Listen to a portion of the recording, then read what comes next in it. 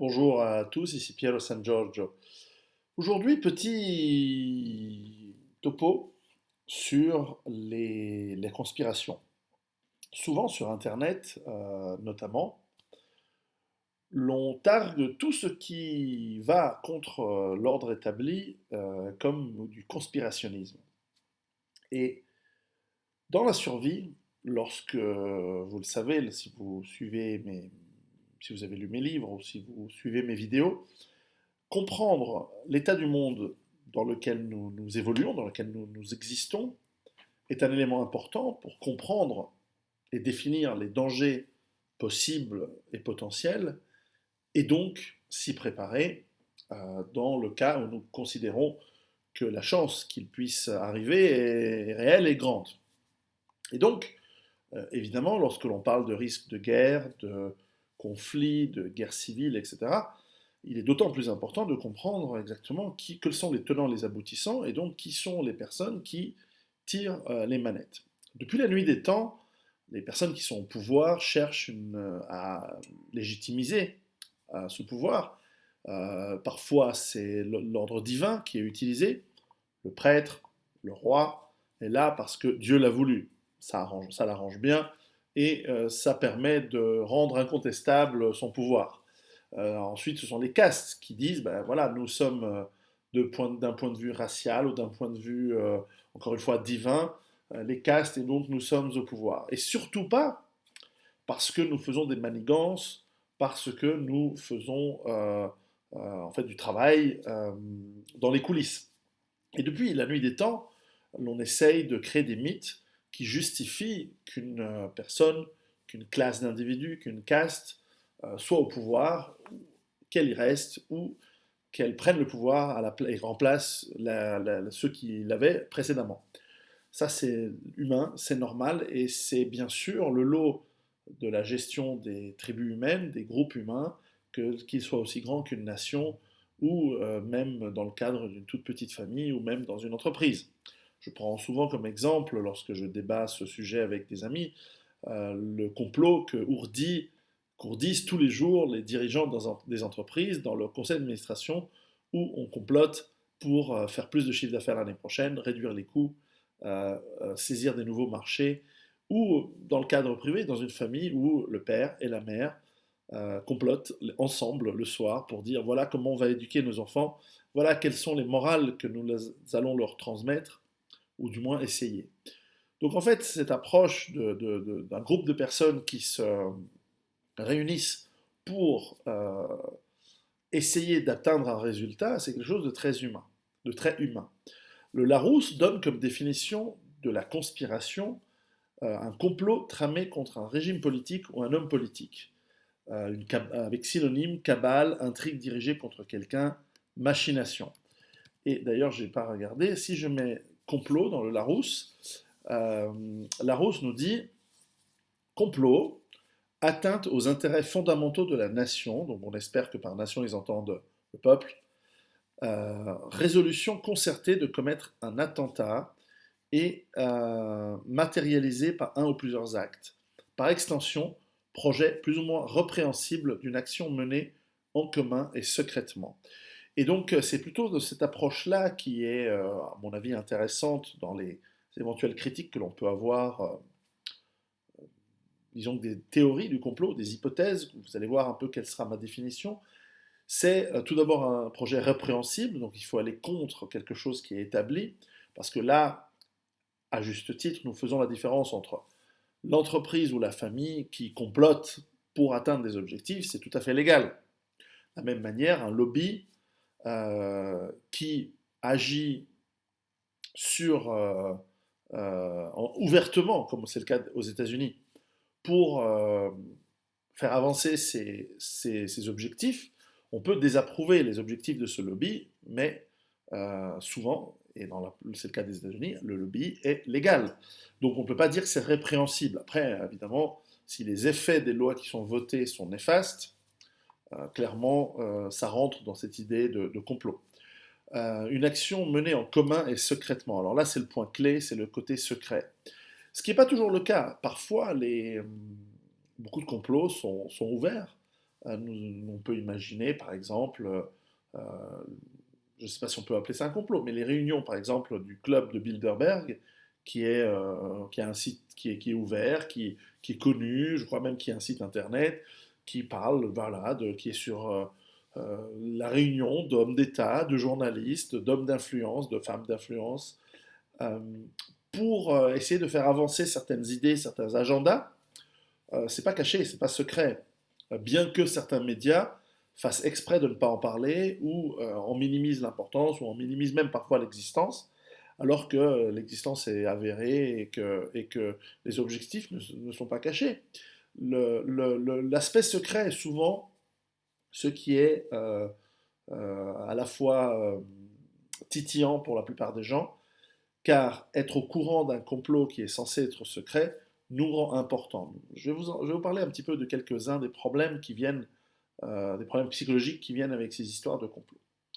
Voilà, je vais vous donner mon avis par rapport à cela. C'est-à-dire que l'un des grands avantages de la pensée occidentale, c'est la méthode scientifique. C'est-à-dire pensée occidentale qui vient de la pensée grecque. Là aussi, Socrate, euh, Platon et d'autres penseurs de ces époques-là ont défini comment on met en place une hypothèse et comment on la prouve, comment on la valide, comment on l'invalide et si elle est validée, comment on peut la faire passer comme étant un élément de la recherche de la vérité. Et ça, c'est important parce que la recherche de la vérité, c'est ce qui nous permet de comprendre le monde tel qu'il est et de nous opposer au consensus de la société qui peut parfois être irrationnel. Prenons le cas d'une île dans le Pacifique où le consensus, c'est de dire chaque fois que le volcan gronde, nous allons prendre des jeunes filles, les jeter dans le volcan, et cela va apaiser les dieux, et donc ce sacrifice va nous permettre de continuer à vivre en équilibre dans le cosmos, c'est ce que cherchent la plupart des peuples qui survivent à long terme. Et évidemment, celui qui connaît la science dit c'est totalement irrationnel, mais la personne qui vit dans cette communauté, s'il s'oppose à des coutumes et des traditions, va subir l'opprobre de la communauté, va être peut-être châtié, peut-être tué, ou certainement il va être ostracisé. Et l'être humain étant un être, un animal qui est social, nous sommes un mammifère, les mammifères sont généralement sociaux, ne sont pas vivent en groupe, et certainement les humains ont besoin, pour leur bien-être, l'immense majorité des humains ont besoin pour leur bien-être, de se sentir acceptés, admirés, estimés par leurs pairs, et donc les membres du groupe dans lequel ils vivent et dans lequel ils évoluent. Et l'ostracisation est une torture, est une véritable douleur, physique même, au-delà du psychologique, et est très difficile à vivre. Donc, celui qui voudrait s'opposer à ce sacrifice, en disant non, peut-être qu'il y a une raison pour laquelle le volcan, et peut-être que nous devrions émettre d'autres hypothèses, par exemple celle que nous sommes sur une planète qui a de la tectonique des plaques avec des points chauds, et donc une remontée de magma qui crée même l'île sur laquelle nous vivons et qui provoque les explosions successives du volcan. Bon, eh bien, cette personne, dans un monde ouvert où la pensée scientifique est admise, va pouvoir sortir son hypothèse en disant voilà mon hypothèse, voilà comment nous pouvons l'invalider, voilà comment nous pouvons la valider, et nous pouvons la valider par l'observation, par la mesure, etc. Et ça vaut pour le volcan, comme ça vaut pour la théorie des corps pour expliquer la physique quantique, comme ça vaut pour expliquer ou invalider différentes autres théories scientifiques de tous les jours, et sur lesquelles on peut admettre parfois une certaine forme d'approximation. Par exemple, nous savons que la physique newtonienne est fausse parce qu'elle est remplacée par des physiques notamment relativistes ou quantiques plus récentes, mais dans la vie de tous les jours, elle est suffisamment approximativement juste pour être considérée comme admise et nous l'appliquons assez bien pour l'immense majorité des applications, y compris l'ingénierie, et ça marche très très bien. Donc l'approximation peut être une approche adéquate lorsqu'on est à peu près sûr d'être dans le juste, d'être dans le vrai. Alors, vous allez me dire, ok, mais le complot. Alors l'idée du complot, c'est que lorsqu'il y a un événement et que l'explication qui nous est donnée peut être insatisfaisante, ou peut paraître trop simpliste, il peut être légitime dans cette démarche de recherche de la vérité, de poser la question et de réfléchir par soi-même. Vous savez que c'est quelque chose que je vous encourage systématiquement à faire, et d'aller chercher les informations par soi-même pour poser la question, est-ce que ce que l'on nous a dit est vrai?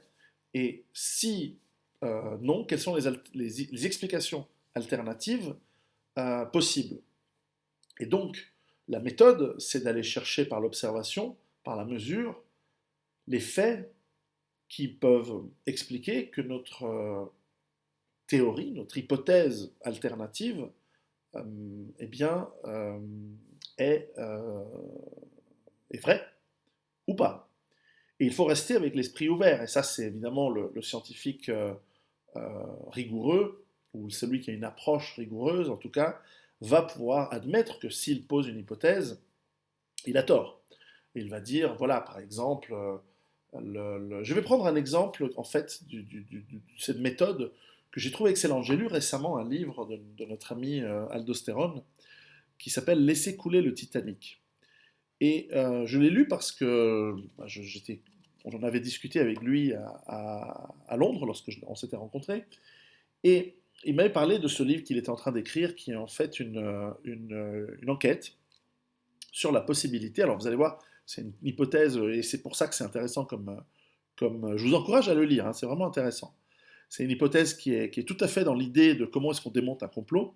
Voilà, l'hypothèse de ce livre, c'est, il pose la question, il ne l'affirme pas, il pose la question, il dit, il est fort possible, donc je pose la question suivante, est-il fort possible que la compagnie propriétaire du Titanic, donc la White Star Line, n'est pas, en fait, ait remplacé le Titanic par son précurseur, qui est en fait exactement le même, le Olympique.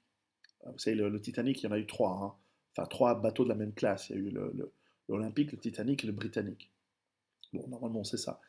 Et c'est des bateaux identiques, ou quasiment identiques. Et qu'en fait, c'est une arnaque à l'assurance. C'est une arnaque à l'assurance qui a mal tourné, et le naufrage qui devait être organisé avec des bateaux de secours à un endroit précis ne s'est pas fait de la manière dont ils avaient prévu. Et effectivement, ça a été un désastre. Et évidemment, un naufrage et une tragédie évidemment très connue, etc. Alors ça paraît extrêmement extraordinaire comme hypothèse, que quelque chose qui est tellement dans l'inconscient collectif, qui est tellement connu, ce Titanic, ce paquebot qui coule avec plus de 1500, plus de 2000 passagers, dont plus de 1500 vont mourir, sauf erreur de mémoire, eh bien, qu'il n'ait pas en fait coulé, mais que ce soit un autre bateau dont on a remplacé le nom par Titanic parce qu'il se ressemblait, pour faire une escroquerie à l'assurance, pour des raisons qu'il explique dans ce livre, c'est une hypothèse extrêmement audacieuse, extrêmement forte. Je ne sais pas si c'est le premier à émettre cette hypothèse, mais certainement, je sais que Aldosterone est un expert des accidents dans le monde de l'aéronautique. Donc il a appliqué son expertise d'enquête, j'imagine, de déterminer quelles sont les causes d'un accident, pourquoi et comment. Et effectivement, y a-t-il eu de sabotage ou certainement escroquerie à l'assurance? C'est quelque chose qui arrive, hein, c'est pas anodin, y compris dans le trafic maritime. Et bien même ça arrive tous les ans. Et c'est très complexe au niveau légal, au niveau bref. Euh, et donc, il montre dans ce livre, et c'est pour ça qu'il est intéressant, c'est pas tellement pour l'histoire qui est plaisante, mais il montre la rigueur scientifique qui fait qu'on peut valider ou invalider une hypothèse, ou dans son cas, amener suffisamment de doutes ou suffisamment de faisceaux de preuves qui laissent penser qu'effectivement, il y a anguille sous roche. Et en fait, il démontre que même à l'époque, tout de suite après le désastre, déjà le gouvernement des États-Unis s'était posé la question et avait enquêté, et il relate une partie de cette enquête sur cette suspicion de fraude à l'assurance, et qu'en fait le Titanic, d'abord c'est pas le Titanic qui a coulé, c'est son bâtiment de la même classe, mais surtout euh, que ce désastre a été causé par des nécessités de fraude à l'assurance. Et donc, déjà à l'époque, en 1912, l'État américain avait enquêté sur cette hypothèse. Immédiatement après, il se doutait de quelque chose. Ça ne veut pas dire que c'est ce qui est arrivé. Aujourd'hui, les témoins sont morts, évidemment, il n'y a plus personne qui est vivant de cette époque. Mais la manière dont il bâtit dans son livre les faisceaux de preuves qui vont pour prouver ou pas son hypothèse sont très intéressants. Et en fait, pourquoi je parle ça, c'est parce qu'en fait, chaque fois que l'on émet une hypothèse sur un éventuel complot, etc., il faut travailler sur écouter le pour et le contre, étudier la science qui va avec. Et le problème est là, c'est que lorsque des personnes oublient la méthode de travail qui fait que l'on peut travailler sur une hypothèse, et que ce n'est plus une hypothèse et que ça devient une croyance, eh bien, on perd l'aspect recherche de vérité et on va aller chercher toutes les preuves qui semblent aller dans la direction de l'hypothèse, qui n'est plus une hypothèse, donc c'est une croyance, et on va oublier de regarder toutes celles qui invalident notre croyance. Et ça devient une religion. Comme toutes les religions, elles n'acceptent pas même les faits les plus évidents, les plus flagrants, qui démontent certains des fondamentaux de la religion. Alors, je ne vais pas me faire des ennemis ici, mais je pense qu'il n'y en a pas une seule qui tient la route au niveau de la rigueur. Et pour ne pas me faire des ennemis, je ne vais pas en parler ici. Mais c'est là où ça nous permet de voir comment une personne qui, à partir du moment où une personne est convaincue et qu'elle croit dans une théorie aussi débile, aussi farfelue, alors on va éviter les religions, on va prendre certains complots. Par exemple, récemment depuis 6 mois, tourne sur Internet une sorte de théorie idiote, comme quoi en fait le monde entier serait une conspiration pour nous faire croire que la Terre est ronde alors qu'en fait elle est plate. C'est tellement débile que je pense que c'est une théorie qui a été émise par on va dire des États euh, qui souhaitent décrédibiliser les hypothèses de complot qui sont, elles, beaucoup plus intéressantes et plus crédibles. Je ne vais pas démonter ici n'importe quelle personne qui connaît un peu de physique démonte, et je vous interdis de mettre des commentaires sur oui, oui, telle personne a dit que non, la Terre n'est pas plate. Et, euh, et en revanche, justement, il y a des théories qui sont vachement plus intéressantes euh, et qui sont basées sur de la science et basées sur de l'étude. Maintenant, je ne vais pas aller dans le détail, mais n'importe quelle personne qui connaît un petit peu, un minimum de balistique, sait que, par exemple, l'attentat de Kennedy ne peut pas avoir été fait par un seul tireur, c'est impossible. Et donc, s'il y a plus qu'un tireur, qui sont les autres? Pourquoi? Qui les a fait venir là? Comment ils se sont coordonnés? Et donc, complot, et donc qui? L'idée, c'est pas d'émettre non plus forcément des hypothèses, par exemple de dire l'assassinat de Kennedy, c'est un coup d'État fomenté par les services liés au complexe militaro-industriel et donc aux dirigeants réels des États-Unis, contre qui Kennedy et son prédécesseur Eisenhower s'étaient dressés. Ça peut être une hypothèse qu'on va travailler. Mais simplement déjà dire la version officielle est fausse, pour telle et telle raison, c'est en fait invalider l'hypothèse qui est la version officielle. Je pourrais dire la même chose sur le 11 septembre. C'est 2 avions qui touchent 2 tours, plus un dans le Pentagone. Un avion de 40 mètres d'envergure qui fait un trou de 3 mètres de large dans le Pentagone, ça invalide pas mal la version officielle. 2 tours qui sont touchées par 2 avions, et 3 tours qui s'effondrent notamment la tour numéro 7, donc, qui s'effondre à la vitesse d'une démolition contrôlée, d'une manière assez évidente, euh, et qui, étayée par des centaines et des centaines d'ingénieurs, ne serait-ce qu'aux États-Unis, qui expliquent que c'est pas possible que, en tout cas la tour numéro 7, c'est une démolition contrôlée, et donc ça pose la question de qui a placé les explosifs, pourquoi, depuis quand, qui était au courant, pourquoi est-ce qu'on soupçonne. Et donc, ça invalide la version officielle, qui n'est qu'une hypothèse, finalement, c'est de dire qu'il y a eu 19 euh, terroristes qui ont dérouté des avions, 4 avions, un a été abattu, un c'est... bref. Et de là, ensuite, on regarde les anomalies, et de là, on regarde les faisceaux de preuves, et de là, on regarde qui sont les responsables, et de là, on commence à travailler sur le, d'autres hypothèses qui peuvent ensuite être validées ou invalidées, mais il faut faire attention de ne pas rentrer dans la croyance et de tomber dans le piège qu'ensuite ceux qui souhaitent que les vérités ne sortent pas, qui sont jetés en pâture, et les pièges qui sont tendus, notamment celui de dire en fait il n'y avait pas d'avion, c'est des images holographiques, etc. Souvent, des presque enfin, des idées fausses avec un tout petit peu de vérité dedans sont faites pour que les gens tombent dedans et qu'ils décrédibilisent tout le travail d'enquête et de science qu'il y a autour.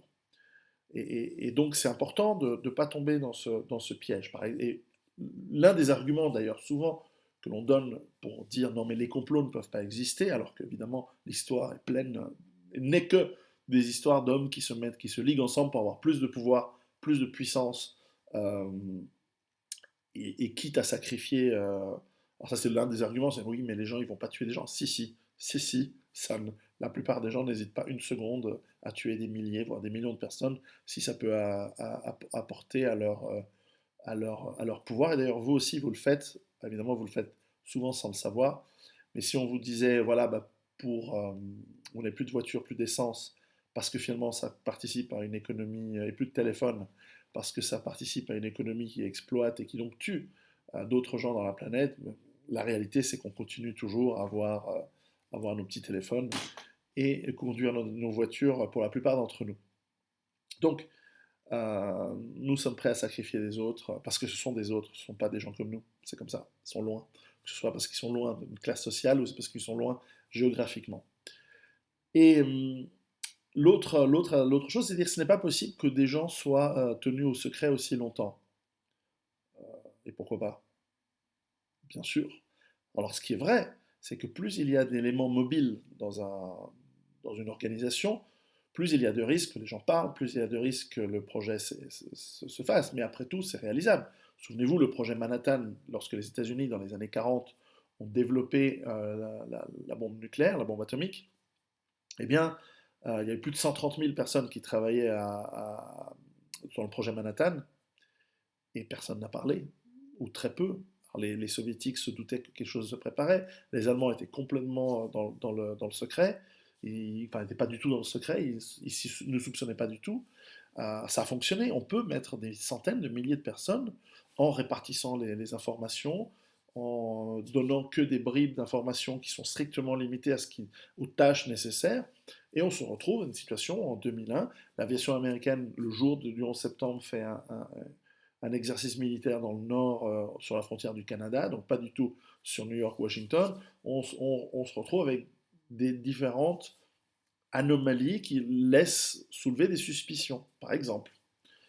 Euh, mais là où je voulais en venir, c'est que lorsque vous vous préparez à l'avenir qui peut être difficile, etc., et que vous essayez de comprendre le monde dans lequel vous évoluez, le risque, c'est que si vous passez trop de temps à trop poursuivre des théories intéressantes pour la recherche de la vérité, sans doute, mais qui vous prennent trop de temps et qui vous passionnent trop parce que ça devient des croyances et que ça ne devienne plus des, euh, comment dire, ou que ces croyances vont à l'encontre du bon sens ou de cette approximation dont je parlais tout à l'heure, de cette approximation suffisante, vous allez perdre votre temps, perdre votre vie, enfin, dans le sens de passer des heures et des heures, et que vous allez en sorte vous auto-convaincre d'être une sorte de justicier de la vérité, alors que si ça se trouve, et dans l'immense majorité des cas, on est dans l'erreur, puisque la plupart des hypothèses, par définition, eh bien, elles sont erronées ou invalidées. Et donc, ce que je dis, c'est que c'est très intéressant de comprendre, d'avoir cette catharsis lorsque l'on comprend que le monde n'est pas tel qu'on le croit qu'il est, et que l'on comprenne quelques exemples de manipulation, quelques exemples de complots réels, et que qu'ensuite on prenne l'habitude de mettre en cause, de réfléchir par soi-même et de ne pas tout gober, y compris dans les versions alternatives, et qu'à ce moment-là, on utilise ces informations, ce doute, comme source de sagesse pour mieux se préparer. Car si en revanche, on fonce tête baissée, et je connais des gens qui croient qu'il y a des conspirations, sans arrêt, tout le temps. Et qui vont dans des niveaux, par exemple, je me souviens lorsqu'il y avait ces attentats à Charlie Hebdo, ils montraient cette image de ce pauvre policier qui se fait tirer une balle à bout portant de Kalachnikov dans la tête. Immédiatement, les gens disent c'est faux parce qu'il n'y a pas de sang, donc complot, donc machin, tout ça. Il y a peut-être une histoire derrière cet attentat de Charlie Hebdo. Même très probablement, il y a des choses très très louches là-dessous. Mais en l'occurrence, le pauvre policier s'est vraiment fait tirer, et souvent des gens s'improvisent experts en balistique, experts en médecine légale, alors qu'ils ont juste vu un clip sur Internet. Et ça dénote ce que malheureusement, à juste titre, les critiques ou les chiens de garde des versions officielles qui attaquent justement ce qu'ils appellent les théoriciens du complot. Et ça, je dois dire à juste titre, ils ont raison de dire que parfois ça dénote d'une pathopsychologie de certaines personnes qui ont tellement envie de croire dans autre chose et de faire partie d'un anti-secret, c'est-à-dire d'avoir eu vent et de faire partie encore une fois, on revient dans le sens de l'appartenance, de faire partie d'un groupe de personnes qui, eux, savent ce qui est vrai, ou savent on ne la leur fait pas, et que donc cette théorie officielle est fausse. Et il y a cette attitude-là, alors qu'il faut rester froid, il faut rester clinique, et surtout à partir du moment où on a compris l'arnaque ambiante, à partir du moment où on a compris les tendances lourdes, que un événement soit organisé ou pas, ça n'a plus tellement d'importance puisqu'on a compris la tendance lourde. Et qu'à la fin, moi personnellement, ça ne m'intéresse pas du tout d'aller poursuivre trop loin les histoires de 11 septembre. J'ai mon avis. Mais bon, voilà, une partie de cet avis peut être invalidée ou validée par des observations. Et je ne veux pas passer tort, je ne suis pas un expert, etc. De même, il y a d'autres théories, HARP par exemple, qui sont des recherches sur la manipulation du climat comme arme militaire. Elles existent, c'est clair, elles sont officielles. Ensuite, que l'on dise le tremblement de terre de Haïti ou le tsunami du Japon de 2011 ont été causés par HARP, il n'y a aucune preuve, aucune donnée, aucun faisceau d'indication. Ça ne m'intéresse même pas d'aller chercher. Et quand bien même, que puis-je y faire? Donc il y a énormément de ces théories vous le savez, j'en parle jamais, je ne suis absolument pas impliqué là-dedans, bien que j'ai mon avis sur certaines en tout cas qui me paraissent évidentes parce que aussi elles touchent des domaines de compétences sur lesquels j'ai un petit peu d'expertise, pas beaucoup, mais un petit peu. Et donc ça me laisse, mon intuition me dit voilà, ça me semble aller dans ce sens, mais ça ne veut pas dire que j'ai raison, parce que l'intuition elle doit être validée. Elle doit être validée par les faits, l'observation, la mesure, etc.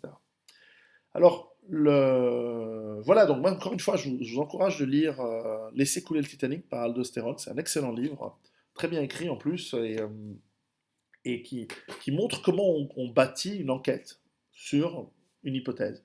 Et c'est vraiment intéressant, parce que nous devons le faire de temps en temps. Nous avons à le faire parfois. Et notamment, vous savez, là, on est en train de sortir, j'ai coécrit un livre sur les risques nucléaires, radiologiques, biologiques, chimiques, qui sont des risques que j'avais un peu balayés d'un revers de main dans mes premiers livres, notamment parce que justement j'étais peut-être dans le déni soit c'est trop compliqué, donc je ne me prépare pas, ou soit oui bon, je ne sais pas trop comment faire, alors je ne me prépare pas non plus. Ce sont des erreurs. Donc là j'ai voulu réparer, ou ajouter, parce que là aussi ce sera un livre de 400 pages, ajouter les compétences, donc je l'ai coécrit avec un expert, vous allez voir, je l'annoncerai très bientôt. Euh, et ce qui est intéressant, c'est que là aussi, lorsqu'on parle du nucléaire, du biologique, du chimique, euh, radiologique, nous avons des mythes tenaces parfois, notamment dans le nucléaire. Nous avons des peurs très très importantes, effectivement liées à la guerre nucléaire, mais aussi liées au bactériologique et même dans certains cas au gaz de combat, au chimique.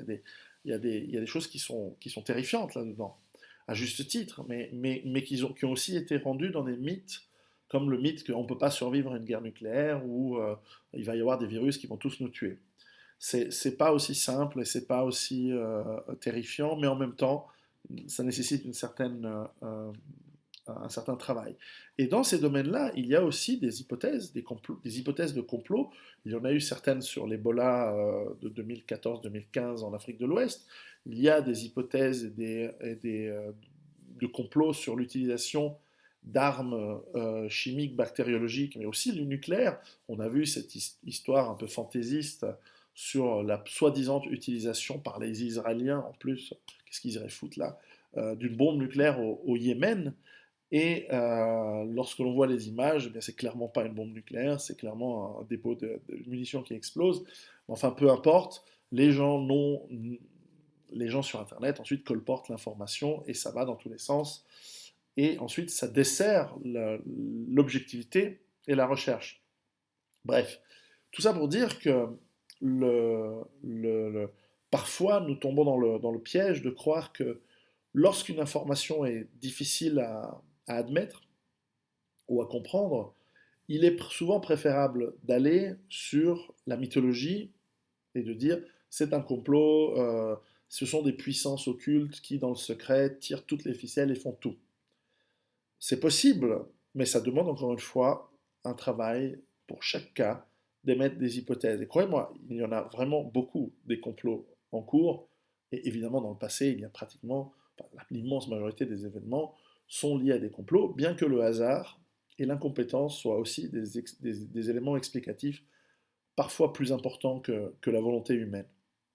Alors, le message que j'essaie de faire passer déjà depuis une demi-heure, et je vais m'arrêter là, c'est de dire soyons attentifs, remettons les choses en cause, posons-nous la question du doute, de la vérité, si c'est très important. Faisons en sorte que les réponses à ces questions, ou les ébauches de réponses, ne nous pourrissent pas la vie, ne nous prennent pas tout notre temps, mais en revanche nous éclairent, au contraire, pour savoir déterminer la direction dans laquelle on peut ou pas mieux se préparer. Parce qu'à la fin, c'est ça qui est intéressant. Nous préparer à, encore une fois, une vie saine, une vie agréable. Et la survie, c'est aussi transmettre la civilisation, les éléments de la civilisation en tout cas, qui nous plaisent, les éléments de la morale qui nous plaisent, aux générations suivantes. Et donc pour ça, il faut être physiquement en vie, et donc physiquement vivre, survivre, mais aussi vivre bien. Et donc c'est toute cette démarche. Je pense que vous êtes nombreuses et nombreux à avoir compris que cette démarche n'est pas une démarche de survie en bunker, et tout ce que je fais maintenant depuis 4 ans et demi bientôt, va dans ce sens-là. Je pense que vous êtes nombreux à avoir compris que c'est pas juste un jeu de je me cache dans mon bunker avec mon fusil et mes boîtes de conserve. Vous avez compris qu'il s'agit de développer l'autonomie, la résilience, et donc résilience face aux événements, et face aux événements qu'on essaye de comprendre, et face aux événements qu'on essaye de maîtriser, en tout cas de maîtriser les causes et les conséquences. Cela nous aide, et donc cela nous prépare mieux à l'avenir. Voilà, donc c'était un tout petit peu de topo parce que parfois on me pose des questions, on me dit qu'est-ce que tu penses je crois, des chemtrails, j'ai déjà répondu dans une vidéo de questions-réponses fin 2015, que penses-tu de tel et tel truc, de tel et tel complot, etc. Bon, cherchons les faits, cherchons les informations, validons ou pas les hypothèses, et soyons la tête froide, et avec un tout petit peu d'intuition, un tout petit peu d'approximation, essayons d'aller de manière pragmatique à préparer l'avenir pour nous, nos familles, nos clans, nos amis autour de nous, nos voisins. Et pour ceux qui en ont encore, nos États, nos pays, nos nations, pour peu qu'elles ne soient pas dirigées par des traîtres. Mais ça, c'est un autre sujet. Donc, sur ce, je vous souhaite une bonne nuit ou jour, en fonction de quand vous regardez cette vidéo. Et puis, n'oubliez pas de bien vous préparer. À bientôt. Préparez-vous.